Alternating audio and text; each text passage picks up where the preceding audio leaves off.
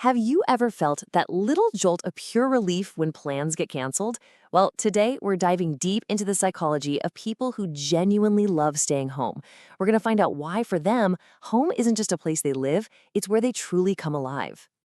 Oh, yeah, we all have that friend, don't we? The one who, right on cue, suddenly feels sick, or is just so tired, or hits you with the classic, maybe next time. And it's easy to think they're just being flaky, or maybe even avoiding you. But what if that's not really the story at all? What if we've been looking at this whole thing completely backwards? What if this behavior isn't about rejecting you, but about fiercely preserving something precious and incredibly limited? Let's figure out exactly what that is. Okay, so let's start with the biggest concept here, the social battery. And I want to be clear, this has nothing to do with being antisocial or lazy. This is about how your brain is, quite literally, wired. And this slide just lays it out perfectly. I want you to think of extroverts, kind of like solar panels. They just soak up all that energy from the buzz and chaos around them. But for introverts, every single social interaction, even the really good ones, it costs them something. It's like their phone battery is just slowly ticking down until they can finally get home and plug back in.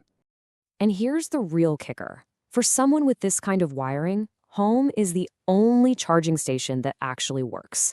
That peace and quiet, it's not about being boring. It's absolutely essential for getting their battery back up to 100%. And yep, there's a scientific name for this whole thing. It's called optimal arousal theory. All it really means is that some of our nervous systems are just built to thrive on a ton of stimulation, while others, well, they work best with a whole lot less. So you see, it's not some kind of personality flaw. It's just your neurological baseline. So let's move on to our next big idea, because this builds on everything we've talked about. Beyond just energy, there's another really powerful psychological force at play here, and that's the need for control. This really shows the massive contrast, doesn't it? The outside world is chaotic. It's full of unpredictable noise, plans that change at the last second, and all that small talk you're forced to navigate. But at home, you're the director. You set the volume, you control the lighting, and you decide on the guest list, if there even is one. And this part is so important to understand. For people who are highly sensitive or who live with anxiety, this sense of control isn't some nice little luxury, it's a psychological necessity. Home is the one place on Earth where their nervous system can finally stand down from high alert. You know, our society tends to label a quiet night in as doing nothing, but what if that nothing is actually one of the most productive things a person could possibly do? So yeah, it's far from wasted time. In fact, research shows that time spent alone is when our brains can finally get down to business. It's in those quiet moments that we connect the dots, we solve those tricky problems, and we actually get to know ourselves a little bit better. Your best ideas probably aren't going to hit you in a crowded bar, are they?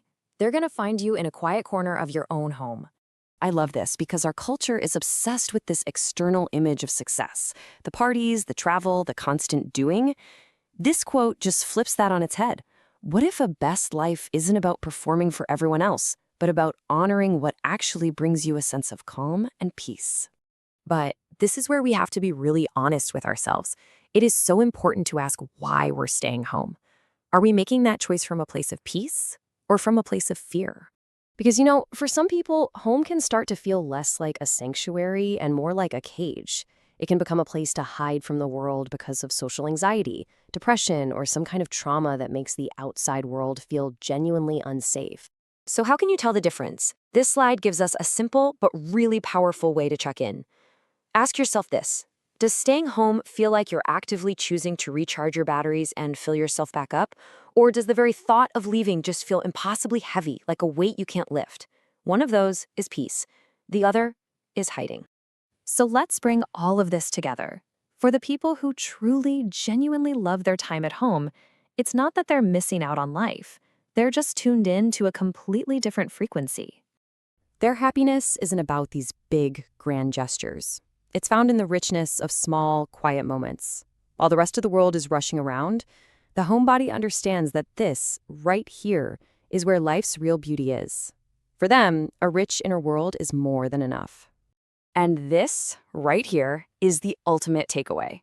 If you're someone who feels genuinely happy with a quiet Saturday night, who turns down invitations and doesn't feel guilty about it, you are not failing at being social.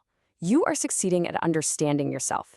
You're simply built for depth, not noise. For peace, not performance. So I'll just leave you with this final question to chew on.